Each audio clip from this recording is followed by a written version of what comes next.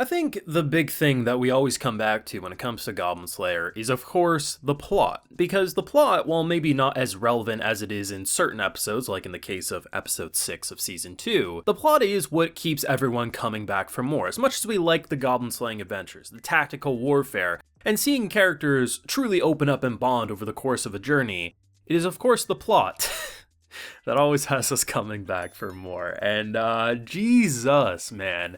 I mentioned it at the start of this season that they legitimately made the chest size of characters like half the size as in season 1. And that's not an exaggeration, like they cut that plot down by half. And the scene that I used in my thumbnail legitimately is actually bigger, I'm pretty sure, than what we had in season 1. And then every scene after that, it's like slightly bigger, but like they had no shame, and it was hilarious because like the difference and just the number of booty shots and characters crawling away from the screen, like it was shameless, while simultaneously having that great tactical action, some slice of life opening up wholesomeness, and honestly, a cliffhanger that seems pretty damn exciting. And as much as I love to meme the quote-unquote plot whenever it's large and in charge and on our screen, this was actually a pretty fantastic episode for writing reasons, and we're gonna jump into all that right now. Now, before we jump any further, I gotta mention we have a full live reaction over on my Patreon. If you would like to see that, it's over there if you're interested. Now, we got a fight that I was hyping up last week because I honestly thought it was just a very interesting dynamic, because what we're used to with Goblin Slayer is open areas, and even when we're in caves and stuff, it still feels like they're able to move around and be able to at least have a chance to fight back or dodge. But when you're on like a little raft and they're throwing boulders and tree stumps, like arrows are flying, you can't do much. And I think in most authors' hands, they would have had, I don't know, they would have done either a spell where someone, Lizard Man, would have grabbed Goblin Slayer, threw him up on the ridge, and, you know, ultimately he would have fought up there. Instead, they stuck to where they were at because they handle it in a realistic way. We use blessings to kind of like shield the top. Of course, we can't protect everything, but the idea of just rapidly firing things, we can't really see where they are. We can loosen the arrowheads, but at the same time, they're not going to kill all the goblins. And for Goblin Slayer to say, you know what, we can't, it hurts because he wants to go kill all those scumbags, but the important thing is to run and get to safety, and that's what they end up doing. We get to use the new blessing, which not only feels like a spa day to make all the party members feel better, it can also remove the dam that these beaver-like goblins decide to make, and ultimately that's how they ended up dealing with it. And it's not until the elves clean up the mess the next day that the goblins are properly dealt with. And I think on just a practical level, it's nice to see a character, especially one like Goblin Slayer, whose entire purpose is to kill them goblins. The fact that he accepts that there are things that are more important, such as escaping with our lives and not putting all these people in danger, especially those who can't fight back. And while there was a lot of fan servicey, goofy moments, I think one of the things that really charmed me about season 1, I think this moment happened when Goblin Slayer first went out on an adventure with this party, right? So there's these moments at campfires in season 1 where they're kind of like all bonding. He doesn't take his helmet off. I think they even mention it. I think Elf was getting a little drunk or a little tipsy, but he was a very tense person.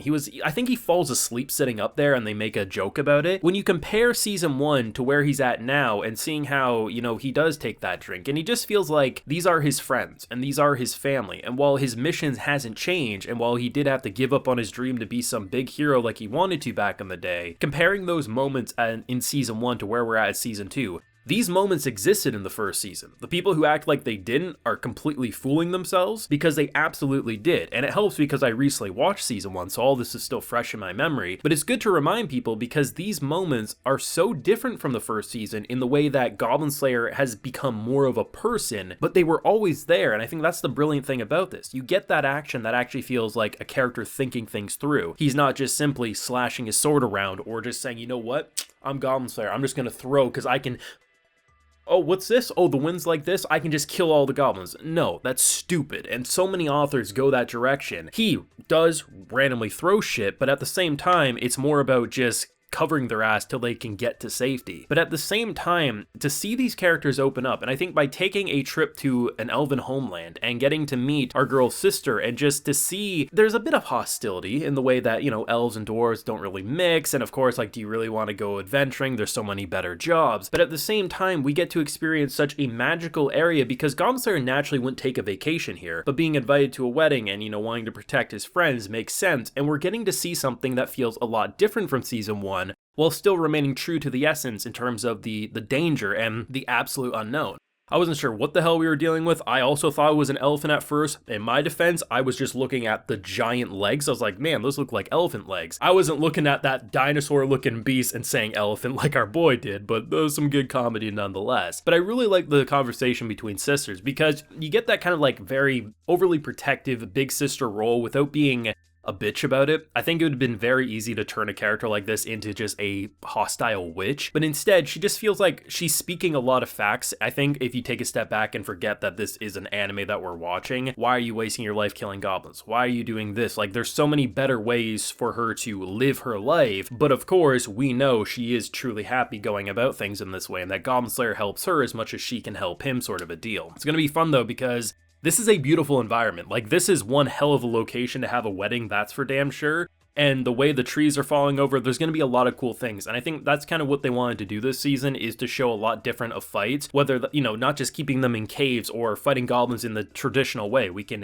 have them have the high ground as we're basically trapped on the river, or we're going up against a giant Loch Ness style monster, a dinosaur from hell, but it's so cool to see what they're able to accomplish. I think there's a lot of expression. I think there's a lot of like very simple moments that just kind of make the characters feel relaxed. And it's very easy to notice, especially if you have watched season 1 recently, because I think, you know, when you compare season 1, they were a bunch of new party members. Like, we weren't even sure if this would be a party that lasts. Was it a one-off mission? And they kind of felt tense around each other. They still were getting to know each other. But at this point, they just feel so cozy and relaxed with one another that it's almost like they don't even need to say anything. They just naturally know how to interpret the other person's feelings. And in doing so, we have a show that easily could have been edgy, gore-filled, sexual mess of just, look at all these raunchy scenes, the goblins are nasty, look at this man slicing away. But the thing about Goblin Slayer is that it's actually one of the more interesting character exploration series, where you actually, not only just with Goblin Slayer, but this party in general, like the idea of just slowly showing more into the different characters' lives and how it's not just them going off and doing these things, but taking their friends with them. And it's going to be interesting because this could be a very cool fight. I'm not sure if we're going to kill this thing or just kind of like push it back, but that is a big boy, and that big boy is taking down trees that look like they were there for thousands of years. And I mean, we have this like little short sword and some arrows. I don't know, man. I mean, you can maybe Shadow of the Colossus that bitch, but at the same time, I don't know how they're going to deal with it, or if they even plan to kill it. I don't know. It's going to be exciting though. But that's my feelings on today's plot-filled episode of Goblin Slayer Season 2. Let me know what you're feeling though down below, and what do you hope to see with the oncoming fight that is quite large? Let me know down below. Leave a like if you enjoyed, subscribe if you're new around here, of course ring that bell so you can get notified when I upload more videos to the channel. And like I mentioned, we have a full live reaction over on my Patreon if you're interested, and hey, while you're there, you also get a video shout out. So today we have Leif Salmond, Chichen Lord, Amanda and Laboud, Nelson, Talon, and Honto. So I appreciate the support, everyone. Please take care and have a good one.